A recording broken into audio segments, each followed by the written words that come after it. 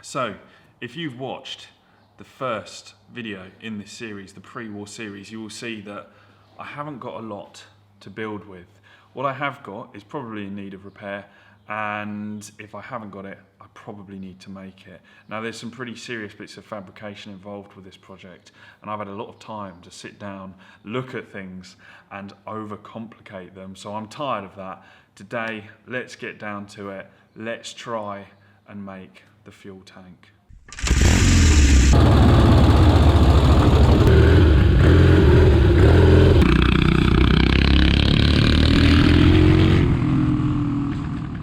So you may or may not remember this fuel tank from the first episode. Obviously it's knackered, it's been loaned to me as a pattern. Sitting around and looking at this, I can't help but feel it is much more complicated than it looks. And it is.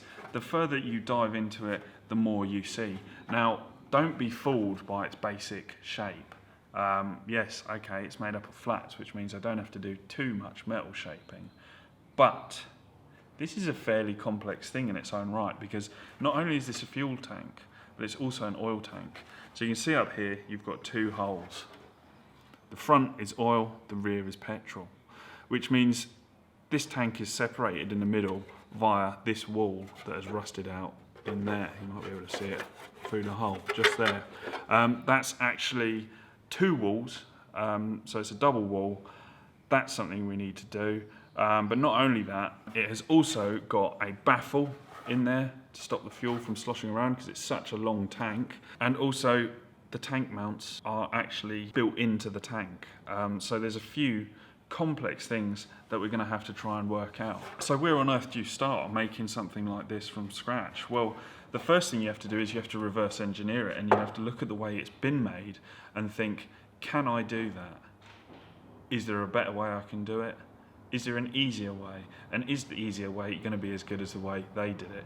Now, I'm pretty sure my tank won't be as good as the BSA factories, but I'm going to give it a good go. So the first step in reverse engineering this is to determine what material it's made out of. Now we can see that this is steel. So second step, how are the pieces joined? Well, if you look along here and along here, you can see that is a load of solder. So basically what they've done is they've soldered these pieces together, and then they'll fill it with solder as well, and use it a little bit like body filler. What I had neglected to notice was that this section here is not soldered, which means that this top section is actually from the same piece of metal as both side sections. So when we make our template, we're going to have to make a template for both sides and the top out of one sheet of metal, and then hopefully we can join it later on. Now, one thing about this actually being rusted out that is quite good is I can see inside it. I can see right there, we've got our baffles. I can see how the double wall has been joined and things like that.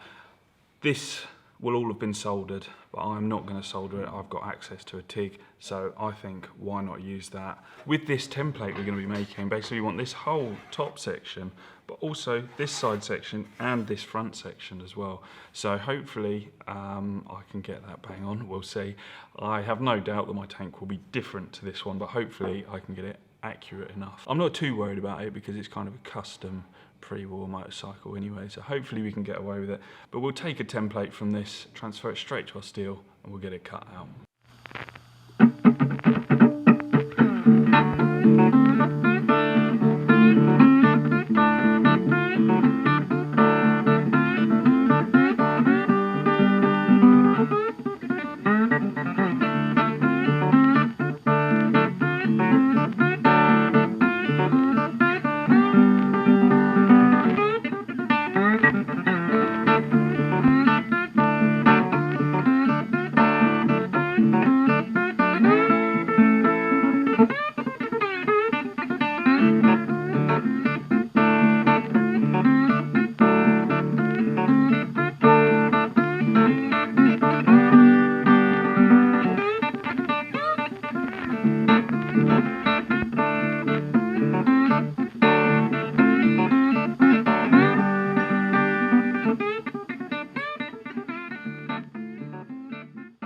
So as you can see, I've just cut out my bit of steel. It's come out all right, but really, the angle grinder is a very, very poor tool to use for something like that. I should have really used a jigsaw with a metal cutting blade, but I left mine at home today. So angle grinder it is. Now you'll see me switch up between a couple of different blade sizes. Smaller one is for doing these curves. Bigger one is for doing the straight edges. You're going to get a much nicer curve if you use a smaller blade because it's less likely to go straight. So if you are going to use an angle grinder, which I would advise you don't, do that. But yeah, we've got this strange sort of tombstone shape with angel wings. But I hope now you can see what I mean. So this section here will get folded down, and then this will bend to that shape and hopefully get soldered in there or welded in there. So when I made my template, I have actually made some areas slightly larger just to allow for that human error, because let's be honest, I'm going to make it. I think the next thing to do now is I'm going to clean this down with the sander, just clean up the edges, take off the rust as well, because it'll be a more difficult shape to strip of rust once we've done some bending, and then I'm going to take you over to the fly press.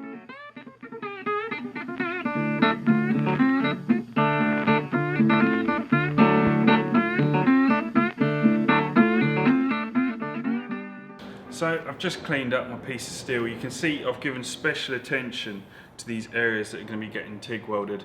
I learned a lot making the chopper tank, and the importance of having clean seams inside and outside cannot be overlooked. So I've cleaned those up really, really good, and now I think it's time to give it a crack at doing this bend. So it's a little bit nerve-wracking, this bit, but basically what I've made is a tool for the fly press. Consists of 3 round bars, 2 at the bottom, 1 at the top, and the one at the top will come down in the press and hopefully press this steel in between those bars, putting a round bend on it.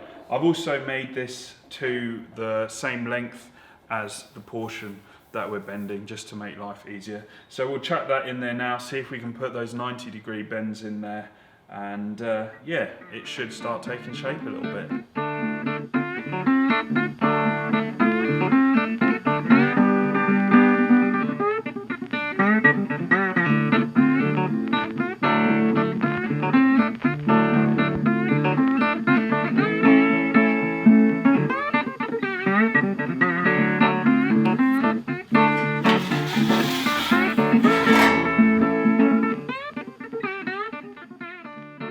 So the tool I made for the fly press actually put in a real blinding bend.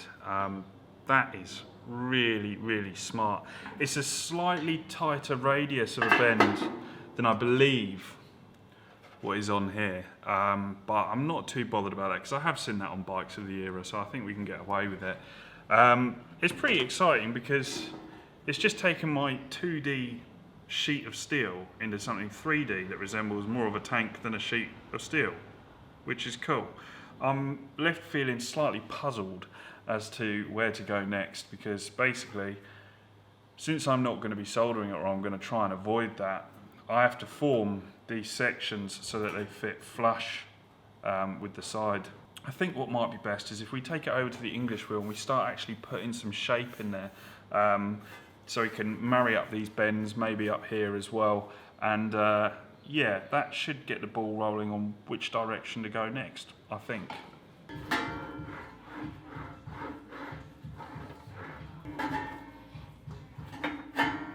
Right, well that's actually bent quite nicely, a mixture of hand forming it and chucking it on the English wheel, and we've got that nice radius to it. So I think what I'm going to do next is I'm actually going to tack this piece at the bottom there like that, and then I should be able to beat in that crease by hand between the 2 pieces of metal. I think that will work. We'll give it a shot. What I'm going to do is I've basically got this, nothing fancy. It is a ball bearing welded onto a bit of steel, and if I put that into the vise, hopefully that's going to give me a nice radius to beat it in against. So yeah, I'm going to tack the 2 bottom pieces just here and here like that. Doesn't matter if there's a gap there because I'm going to close that gap when I beat it in. So we'll do that. We'll take it over to the little ball bearing on the end of it of steel and see what we can get away with.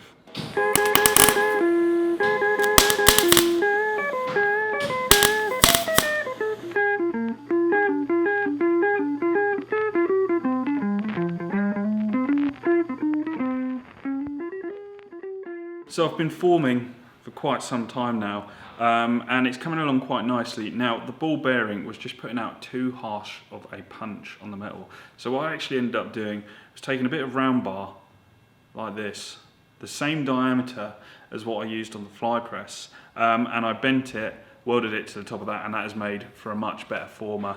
I've been able to get an alright crease on there. Now I am no panel beater, that is for sure, but it's coming along quite nicely. Interestingly enough, it's actually folding over exactly the same way as the BSA tank. So you can see in there, this crease down here, just like I showed you on the tank that we're trying to reproduce. Now, that's interesting to me because if I wanted to, I could actually probably solder that and it would be more or less the same as that. But what I think I'm gonna do is I'm gonna continue tigging along this area, and then I reckon I can dress out a lot of these. Maybe I will get some solder involved afterwards. I still have yet to do this side, but I'd just like to put a little bit of rigidity into the tank and kind of weld up the patches where I think, right, we're there, and then we've got something good to be getting on with.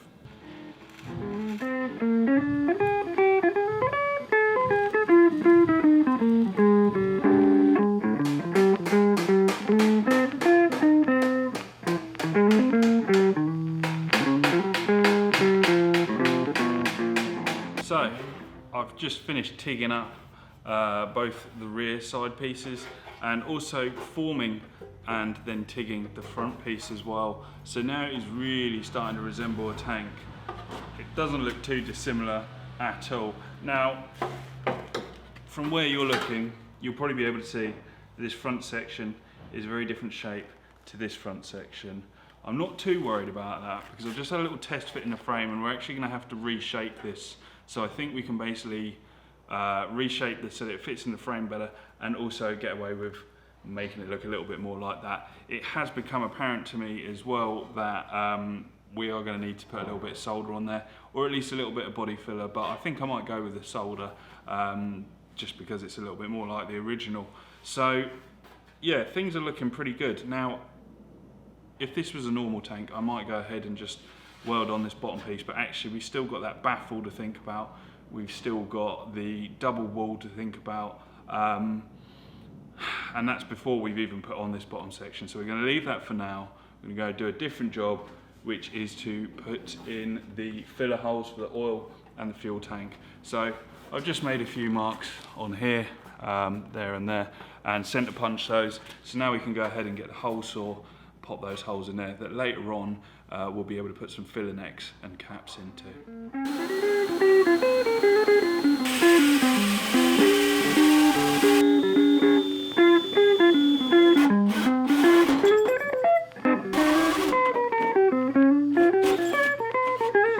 So things are starting to look pretty similar now. The forming on that was actually okay, but the issue is where I've had to fold the metal over the same way that they did on the original tank. It requires some element of filler, which is where I'm thinking I might get the solder involved because that will also fill any pinholes that might be left over as well. So yeah, this is starting to resemble a fuel tank. Hopefully we can make this work. Now we still got the complicated bit to come, and that requires a fresh mind, which I do not have right now because it's very, very warm in here and I'm getting hot and bothered.